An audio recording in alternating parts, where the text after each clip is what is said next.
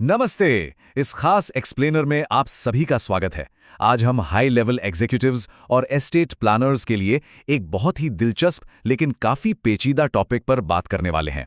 Celebrity estates और उनके publicity rights से जुड़े टैक्स के रिस्क। देखिए, जब किसी मशहूर हस्ती का निधन होता है तो उनकी संपत्ति के वैल्यूएशन में जो कानूनी और वित्तीय उलझनें आती हैं, उन्हें समझना हमारे और आपके लिए बेहद जरूरी है। तो आइए, बिना किसी देरी के सीधे इस मास्टर क्लास की शुरुआत करते हैं। आज के इस सेशन का हमारा एजेंडा कुछ इस तरह रहेगा। हम कुल 5 सेक्शंस कवर करेंगे। पहला है सेलिब्रिटी वैल्यूएशन का विरोधाभास। फिर हम फेयर मार्केट वैल्यू की आलोचना करेंगे। उसके बाद लाइफ टाइम गिफ्टिंग बनाम डेथ ट्रांसफर्स, फिर एसेट प्रोटेक्शन के लिए पार्टनरशिप्स और आखिर में चैरिटी के जरिए टैक्स कम करने की रणनीतियों पर बात करेंगे। चलिए अपने पहले सेक्शन की तरफ बढ़ते हैं, द सेलिब्रिटी वैल्यूएशन पैराडॉक्स, यानी सेलिब्रिटी मूल्यांकन का विरोधाभास। अब जरा इस नंबर पर गौर कीजिए, $500 मिलियन। रिपोर्ट्स के मुताबिक जब पॉप के बेताज बादशाह माइकल जैक्सन का निधन हुआ तो उन पर लगभग इतना ही भारी कर्ज था। पहली नजर में किसी भी एस्टेट प्लानर को लगेगा कि यह तो एक बहुत ही गहरा वित्तीय संकट है ना? लेकिन असली कहानी तो अब शुरू होती है। एक निष्पक्ष समीक्षा से पता चला कि आईआरएस ने बाद में उसी एस्टेट के लिए $1.1 बिलियन के हैरान कर देने वाले वैल्यूएशन का दावा किया। अब आप सोचेंगे कि अचानक ये वैल्यू इतनी कैसे बढ़ गई? ऐसा इसलिए हुआ क्योंकि उनके निधन की खबर के बाद अचानक से उनके गानों और यादगार चीजों के लिए जनता में एक अभूतपूर्व मांग पैदा हो गई, जिसने रातों रात उनके पब्लिसिटी राइट्स की कीमत आसमान पर पहुंचा दी। और इसीलिए इस तरह की एक विशाल लेजेंडरी लेगेसी का वैल्यूएशन कोई हवा में किया जाने वाला काम नहीं है। Journal of Michael Jackson academic studies जैसी संस्थाएं हम प्रोफेशनल्स को याद दिलाती हैं कि ऐसे मामलों में हमें बहुत ही गहराई से, स्कॉलरली प्रिसिजन और पूरी तरह से कानूनी निष्पक्षता के साथ काम करना होता है। आगे बढ़ते हैं हमारे दूसरे सेक्शन पे, फेयर मार्केट वैल्यू, यानी उचित बाजार मूल्य की आलोचना। अब एक एस्टेट प्लानर के नजरिए से सोचिए, मृत्यु के ठीक उसी पल, उसी क्षण किसी संपत्ति की वैल्यू कैसे तय की जाए, और वो भी तब जब मीडिया में उस निधन की खबर आग की तरह फैलने वाली हो और बाजार में भूचाल आने वाला हो। सच कहूं तो ये किसी हरक्यूलियन टास्क से कम नहीं है। कानून के मुताबिक हमें विलिंग बायर और विलिंग सेलर स्टैंडर्ड का इस्तेमाल करना होता है। इसका मतलब है कि हमें बिना किसी हाइंडसाइट के, यानी भविष्य में क्या होने वाला है ये जाने बिना वैल्यूएशन करना होता है। हमें सिर्फ एक काल्पनिक खरीदार और विक्रेता की उम्मीदों पर निर्भर रहना पड़ता है, वो भी मृत्यु के ठीक बाद आय में होने वाले उस भारी उछाल से पहले की स्थिति के आधार पर। अब जरा इस तुलना को देखिए, ये बहुत ही दिलचस्प है।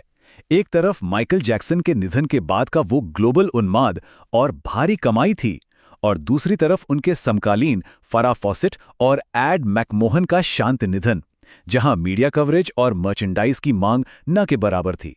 ये साफ साबित करता है कि मृत्यु के बाद कोई एसेट मार्केट में कैसा परफॉर्म करेगा, इसकी भविष्यवाणी करना लगभग नामुमकिन है। और यहीं पर प्रोफेसर रे मैडॉफ का ये कोट एकदम सटीक बैठता है। वो मिथ ऑफ फंजिबिलिटी, यानी फंजिबिलिटी के मिथक की बात करती हैं। वो कहती हैं कि बौद्धिक संपदा अधिकार कोई आम वस्तु नहीं है जिन्हें आप आसानी से बदल या बेच सकें। ये बहुत ही व्यक्तिगत होते हैं, और हो सकता है कि उत्तराधिकारी अपनी इस विरासत को बेचने के लिए बिल्कुल भी तैयार ना हो। तो अब आते हैं हमारे तीसरे सेक्शन पर, लाइफ टाइम गिफ्टिंग बनाम death transfers. Wealth management clients के लिए ये एक बहुत ही क्रिटिकल डिसीजन होता है। देखिए, जीवन काल के दौरान संपत्ति ट्रांसफर करने, यानी लाइफ टाइम गिफ्टिंग में टैक्स की गणना अलग तरीके से होती है। इसमें आपको फ्रैगमेंटेशन डिस्काउंट्स का फायदा मिलता है, जिससे बड़े एसेट्स को टुकड़ों में बांटकर उनका वैल्यूएशन कम किया जा सकता है। यह मृत्यु के समय संपत्ति ट्रांसफर करने से कहीं ज्यादा सुरक्षित और स्मार्ट तरीका है, क्योंकि वहां पूरी वैल्यू पर एक साथ भारी टैक्स देना पड़ जाता है। चलिए सेक्शन 4 की तरफ चलते हैं, जहां हम देखेंगे कि high net worth entertainers asset protection के लिए पार्टनरशिप्स का इस्तेमाल कैसे कर सकते हैं। मिरोव्स्की केस इसका एक बहुत ही शानदार उदाहरण है। यहां टैक्स कोर्ट ने एस्टेट टैक्स में मिलने वाली छूट को इसलिए सही माना क्योंकि जो फैमिली लिमिटेड पार्टनरशिप बनाई गई थी वो सिर्फ टैक्स बचाने की कोई चाल नहीं थी। उसका एक बहुत ही ठोस और असली कारण था, सक्रिय पेटेंट मुकदमों को मैनेज करना। यानी अगर आपके पास पार्टनरशिप बनाने का कोई मजबूत नॉन टैक्स रीजन है तो ये रणनीति बहुत काम आ सकती है। दूसरी तरफ क्रिश्चियनसेन केस हमें एक अलग ही रास्ता दिखाता है। ये क्लाइंट के टैक्स रिस्क को कम करने के लिए डिफाइंड वैल्यू क्लॉज का सुझाव देता है, जहां संपत्ति का मूल्य पहले से तय कर दिया जाता है। लेकिन एक बात का खास ध्यान रखें, ये तरीका बड़े पैमाने पर पब्लिक पॉलिसी डिबेट्स को जन्म देता है और इसके कारण IRS आपके दरवाजे पर ऑडिट के लिए जरूर दस्तक देगा, इसकी पूरी गारंटी है। और अब हमारा आखिरी 5वां सेक्शन, चैरिटी के जरिए टैक्स के बोझ को कम करना। देखिए, जो सेलिब्रिटीज इस पूरे व्यक्तिपरक वैल्यूएशन के सिरदर्द और IRS के साथ होने वाले घर्षण से पूरी तरह बचना चाहते हैं, उनके लिए सबसे बेहतरीन और सीधा रास्ता है चैरिटी। अपने पब्लिसिटी राइट्स सीधे किसी धर्मार्थ संगठन को दान कर देने से उस संपत्ति की पूरी वैल्यू टैक्सेबल एस्टेट से बाहर हो जाती है। यह सुनिश्चित करता है कि आपकी जिंदगी भर की कमाई एक भारी भरकम टैक्स पेनल्टी में जाने के बजाय किसी नेक काम में इस्तेमाल हो।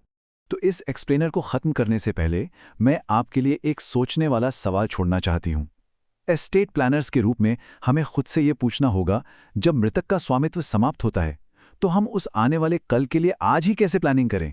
एक एंटरटेनर की आजीवन विरासत को सुरक्षित रखने के लिए हम उस बदलाव के क्षण को प्रोएक्टिव रूप से कैसे स्ट्रक्चर कर सकते हैं? इसी विचार के साथ हम आज का यह विश्लेषण यहीं समाप्त करते हैं। हमारे साथ जुड़ने के लिए बहुत बहुत धन्यवाद।